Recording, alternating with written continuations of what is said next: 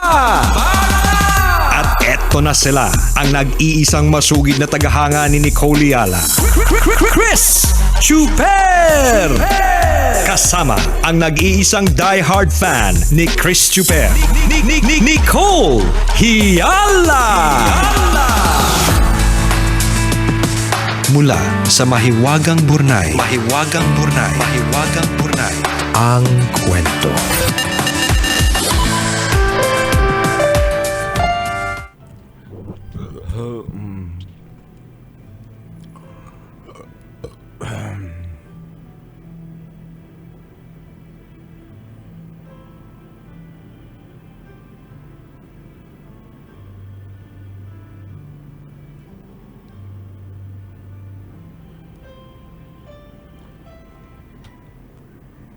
Dear Nicole and Chris,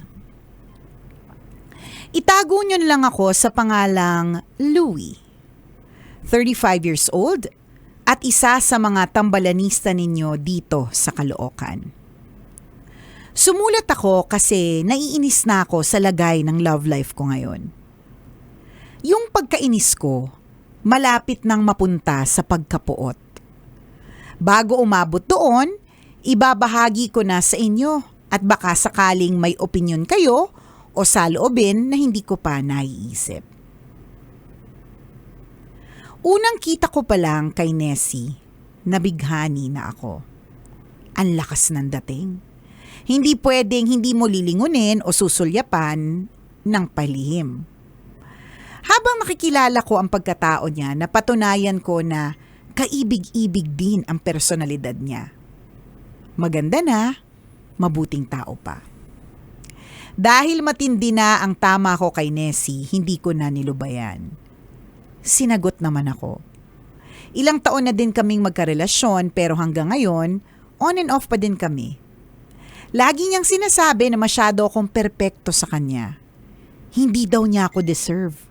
Deserve ko daw is someone better than her. At mas liligaya daw ako sa iba. Tuwing sinasabi niya yan, ina-assure ko siya na sapat na siya para sa akin. Sinasabi ko na wala siyang kakulangan. Pinapaalala ko na wala akong hinahanap pa. Okay siya, ayos kami. Kakalma siya at magiging kami ulit. Pero pagkatapos ng ilang araw, ganun na naman. Sasabihin na naman niya na maghanap na lang ako ng iba kung saan mas liligaya ako. Tambalan, ilang taon na kaming ganito. Naiinis na ako sa mga linyahan niyang paulit-ulit. Para na din akong sirang plaka sa kaka-assure sa kanya na siya lang ang gusto ko at sapat na siya para sa akin. Nasa akin kaya talaga ang problema? May pwede pa ba akong gawin para makampante siya? Hindi ko na kasi alam ang gagawin ko. Nitong mga huling away namin, gusto ko na lang sumang-ayon sa kanya para matapos na. Gusto ko na lang makipaghiwalay at humanap na nga lang ng iba na hindi insecure. Baka naman may babaeng pag sinabi kong minsan na mahal ko at araw-araw kong pinaramdam, maniniwala na at hindi na ako ipagtatabuyan. Minsan tuloy naiisip ko, baka naman hindi niya ako mahal. Baka hindi lang niya ako ma-break, kaya tinataboy niya ako. Baka ang totoo, siya yung gusto ng kumawala sa relasyon. Nicole and Chris, ano kaya mabuti kong gawin sa sitwasyon ko ngayon? Gusto ko lang namang magmahal. Gusto ko lang namang sumaya. Salamat sa inyong payo. Ang inyong tambalanista, Louie.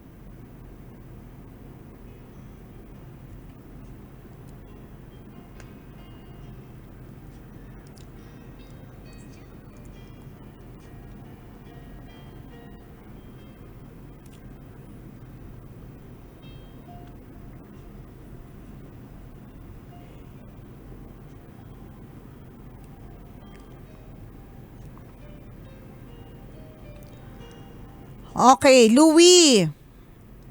Real talk tayo, Louie. Lahat ba ng binabato sa'yo ni Nessie totoo? Yung mga tipong ano ka talaga, parang hindi siya deserving sa'yo kasi perpekto ka masyado, ganun. Ano, Ikaw na, totoo, perfect. hindi, real talk na, real talk na natin to. Talaga ba talagang yung kapugian mo talagang, nakakalaglag ng, nakakalaglag pa nga, 'di ba?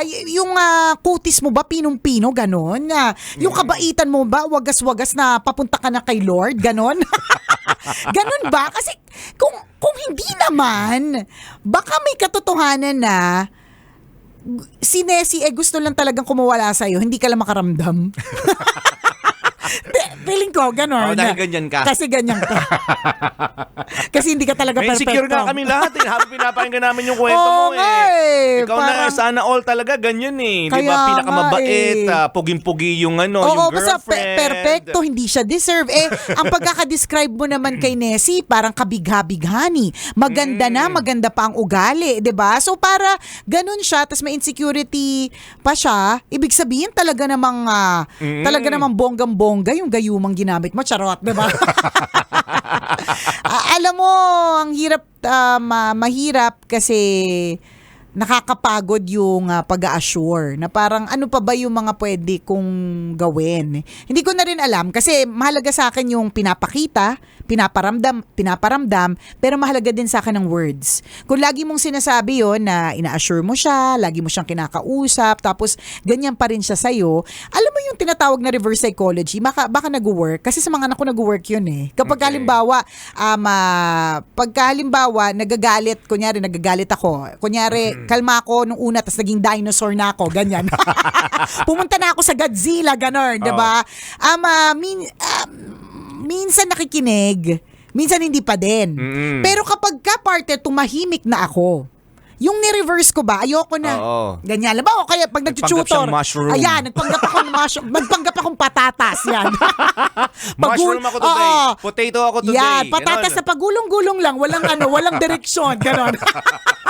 Na-imagine ko pa paano ka nagpagulong-gulong sa bahay Na niyo. walang direksyon, di ba? Parang ganon. Sa patatas na walang direksyon, yung bang dumedma na. Kasi alam nila na ako laging hyper, na ibig sabihin, gawin mo ito, bakit hindi mo pa ginagawa yan, di ba? Yung mga ganon. Ba't hindi mo naiintindihan to? Ganon. Lagi. Pero kapag ka tumahimik na, partner? Tumatahimik din sila. Di ba? Parang, bakit hindi siya? Bakit? Kasi follow the leader. Ganun, Hindi, diba, parang, ganun pala yung pagkakaintindi ng mga anak mo, no? Hindi, parang, and it's applicable, I'm sure, sa a lot of parents na ganun yung eksena, na isang araw, isa ka na lang patatas na walang pakialam. Alam mo yon, mas lalo sila natataranta. Lalo na kung alam nilang, Godzilla ka naman talaga. Diba? So, yun lang yung naiisip ko. What if, yung mga naiisip mo, kung na-try mo na lahat, hindi mo pa natatry yung parang totohanin, 'di ba?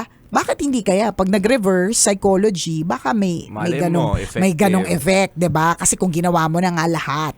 Baka masyoko talaga. Baka sabihin, ay hindi, joke lang. Alam mo naman, mga minsan yung mga babae may toyo talaga, 'di ba? Ang lakas nga namin gawing ulam 'di ba? Very adobo. Araw-araw yung toyo, 'di ba? Ganon, baka may ganon lang na baka naman pabebe lang ito na hindi kita deserve. Mga ganong pa-cute lang. Pero kapag yung ni-reverse mo, tas parang medyo seryosohin mong ganun. Baka naman. Pero kapag ka tinuloy niya, di talagang sadyang siguro, hinihintay niya lang talaga na, kumawala. Hindi ko na masyadong kilala si Nessie eh. So, nagbabase lang ako dito sa mga kung anong mga sinabi mo. Totoo yun. Posibleng ayaw din niya. So, ulitin lang natin depende ito sa pagkakakilala mo sa kanya. Hindi namin kilala. Story mo to, pero pipilitin side mo to, portion mo to, yes. diba? Siyempre, ikaw yung bida dito. Correct. Diba? So, yun nga ang naging impression namin. Ikaw na talaga eh. Ikaw diba? na talaga. Kaingit-ingit ka. Correct. Ba't hindi ka Bukod mag-join tangi sa lahat, hindi lang yung ganon. partner, talagang ikaw yung ba't hindi ka na nag-join ng Century Tuna Buds o kaya ng Ginoong Pilipinas.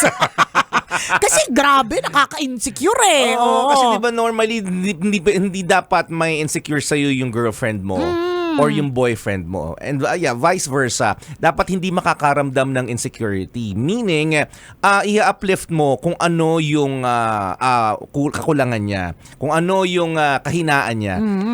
Babaligtarin mo yun. Hahanapin mo yung strength na meron. Pero bakit yan yung nararamdaman? So medyo may mali din sa strategy mo. So dapat mong balikan yun. Bakit nga ba nagkakaroon ng ganong klase ng insecurity yung girlfriend ko? Ano yung ginagawa ko sa kanya? Pinagdidildilan ko ba sa kanya na buhaghag ang ilong niya, Oo, ganon. mga Diba? ganun. At ikaw ay matangos ang ilong. Kasi pag Grabe ganun- sa buhaghag yung ilong. Kumusta yung ilong niyo today? Buhaghag. Grabe kayo, tawan-tawa ka. Hindi kasi, alam mo na, madami tayong kilalang ganon. Buhaghag ang nakalat na Oo, ilong. diba? Ganon. Parang yung ilong na may pakpak, ganon. Oo, ganon. Tapos pinagdidiinan mo lagi sa kanya. Alam mo, nakakatawa ka talaga. Yung ilong mo may pakpak, lilipad ka ba? Correct, di ba? Yung mga ganon. Ay, ano na nga niya yun eh. Kung alam mong kahinaan niya na yun, pero pinagdidildilan mo pa. Baka ganun ka, ha? O hindi, kasi hindi, in fair naman partner, sinabi niya maganda, 'di ba? Sinabi niya mabait. Pero parang Sabi in mo sa spite- amin, pero Oo. yung Oo. behavior mo sa kanya, baka hindi ganun. Oo, kaya nga, baka naman in spite of nga that beauty, may nakikita ka pa nga parang kakulangan. Kaya may Oo. ganun siyang feeling. Yun. So Correct. again, kaya ang mahirap mag-assess kasi nga, Kwento mo lang to. Kwento mo lang to. Di syempre, ikaw yung bida dyan, di ba? Magalit. Galit ba? Alam mo na. Alam mo na, kwento mo yan. Di syempre, ikaw yung bida dyan, di ba? Oo. Di, ikaw yung victim, di ba? Ganun naman lagi. Di ba kapag ka may mga eksena, ko ilang beses ko na naranasan yan. Oo. Yung mga bumasyakin part, syempre sila yung victim. Oo. Ako talaga yung nangaaway, ganun. Di ba? Syempre, kwento nila yun eh. Hindi Tama. namin alam ang kwento ni Nessie. Maganda yung point ni partner eh. Baka may mga nabibitawan ka na nagtitrigger ng insecurity kahit hindi naman siya dapat ma-insecure. Totoo yun. Baka may ganun. So balikan mo ulit yon, Oo. balikan mo. Pangalawa, ngayon kung wala ka namang ginagawa na gano'n na panlalait sa kanya indirectly or implied na mga na panlalait, baka naman ito na talaga yung paraan niya to tell you implied din, 'di ba? Na Hindi niya ayaw masabi, niya na oo. sa relasyon yung dalawa. Ganun. I-try mo ding i-assess yun. Pwede din. Ngayon, pwede natin kunyari i-zoom out yung sarili natin. Kunya, tayo, halimbawa, tayo nasa labas, tayo naka-zoom out partner. Ganun talaga sa isang relationship. Ang isang relationship, makaka-encounter ka talaga ng napakaraming problems. So in your case, ito yung problema yung pinagdadaanan yung dalawa. Insecurity ng girlfriend. Diba? So paano ang gagawin mo dito? Perspective. Anong Tagalog nun? Perspective. Ano ba spelling ng perspective? Hindi ko rin alam eh. Hindi ko rin alam Mindset. eh. Mindset ba? Oo, Mindset. way of thinking. Kung talagang of mahal view. niyo kung talagang mahal niyo ang isa't isa, tandaan niyo darating yung time na talagang magkakainisan kayo. Darating yung time na magkakaroon kayo ng argument, na mag-aaway kayo, magkakataasan kayo ng boses, mag-share kayo ng samaan ng loob. But if your intention is to save the relationship, walang ganitong issue. 'Di ba? So Or hindi naman walang ganitong issue, kundi you will do your very best to save the relationship. Kasi yung issue, hindi pa siya natatapos. Actually, pagkatapos ng insecurity niya, pwedeng matabunan ng isa pang issue yan eh. Oo. Never ending po yan. So yun ang gawin mo. 'Di ba dapat wala akong ibang choice, hindi ko isipin na ayawan ko tong taong to kasi nakakapagod na siya. 'Di ba? Paulit-ulit na lang yung ganitong sitwasyon. Hindi, if you love that person, your main intention is always save the relationship. 'Di ba? Pag yun yung makikita mo pag nasa labas ka eh. So patuloy ka lang, dapat hindi ka nakakaramdam ng pagod. 'Di ba? Ang tanong mo kanina, sabi niya, gusto ko lang naman magmahal. Gusto ko lang naman sumaya. That should not be the question. Hindi ka papasok sa relasyon dahil gusto mo lang sumaya. Eh di sana kung gusto mo lang sumaya, di sana nag-attend ka na lang ng Jollibee party. Pasali ka na lahat Exactly ng games. the point. Diba? O kaya ano pa ba mga Diba? pampasaya? Pumunta Diba? ka sa Star City, Yan, diba? ganon. Mag-rides ka dun, all you Correct. can. Ganon. Yun yung sinasabi natin. Di ba, pagpapasok ka sa relationship, dapat alam mo yung intention mo. Hindi, ay gusto ko siyang jowain kasi gusto kong maging masaya. Given. Oo, given Oo. naman yun. Pero hindi lang yun. Yes. Kailangan mo tandaan na sa isang relationship, yung sinasabi ni partner, ang daming issues niyan. Dapat handa ka doon. Oo, hindi yung pwedeng, gusto ko lang namang sumaya. Gusto ko lang namang magmahal. Oo, di ba? Ito lahat na, oo, wala naman nagsabi magmamahal ka tas walang sakit. Ganon. Totoo. Kasama talaga siya. Correct. Ngayon, Zoom out ka. Tingnan mo, ganun dapat. ngayon, ang question sa'yo, is this something, itong insecurity na ito, na issue ni Nessie, is this something that you can deal with for a long time? Oo. Kasi kung parang sugod ka na, tas parang ang hirap na din, edi, may sinabi din siya kanina, partner, na ano ba, dapat na bang maghanap ng ma-appreciate ako, di ba? naman nagkakaroon ka ng ibang option kasi maling intention mo. Oo, may ganun ka na, or hindi naman sa mali yung intention, pwedeng mali yung intention kasi gusto niya lang maging masaya, pero baka in your mind and heart, dinedeny mo lang sa sarili mo, ayaw mo na din, nahihirapan ka na Posible din. Ikaw lang So, nakakaalam Oo, noon. so kung gano'n naman palang hirap na hirap ka, ba't nag-stay tayo dyan? Yan Oo nga. tayo eh. Di ba alam na nga natin komplikado, nandiyan pa rin tayo. Oo, ang Di ba? hirap sa'yo eh.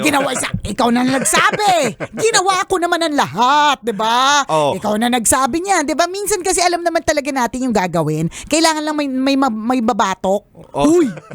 Buti sana kung batok lang eh, di ba? Correct ka. Paano kami Sungal-ngal. kasama pang sungal-ngal at tadyak, di ba? Di ba? Ganun na. So ikaw nakakaalam ng bawat maraming detalye sa inyong relasyon. So matatansya mo yung solusyon. Oo. Alam mo yan. Alam Minsan mo, nagbubulag-bulagan correct. ka lang. Or baka naman sinasabi mong sobra-sobra na yung pag-assure mo pero it's not really enough. Yes. Or baka ang mas malalim na pwedeng gawin is hindi ikaw ang mag-solve ng insecurity niya, kundi merong professional na Kung ganun talagang, nakalalim, oo, 'di ba, na parang lahat na lang ginawa mo to assure that person pero baka yung meron pala siyang hindi lang insecurity na galing sa isang anxiety na mas Posible. malalim pala, ganon. So ganong help pala yung needed. Tama. 'Di ba? Posible, tingnan mo din yung angulo na yun, ha? Or pwede rin kayo magkaroon ng real talk. Sabihin mo na sa akin na totoo, wag ka na magpaligoy-ligoy. Oo, Ayaw mo na sa ayaw mo akin? na ba talaga kaya may mga ganyan kang cameratic o wala? Oh, di ba? O Para ano? malaman mo na yung sagot. Oo, yung mga ganon ba? Pag sinabi, ayoko na, hindi kita gusto, hindi ikaw yung taong pinapangarap ko makasama habang buhay. Ay, di sabihin mo sa kanya, hindi rin naman ikaw. Oh, di Ganon. tapos. Kailangan pa bang i-memorize yan? Basic! Kailangan pa bang i-memorize yan? Love Radio. Basic!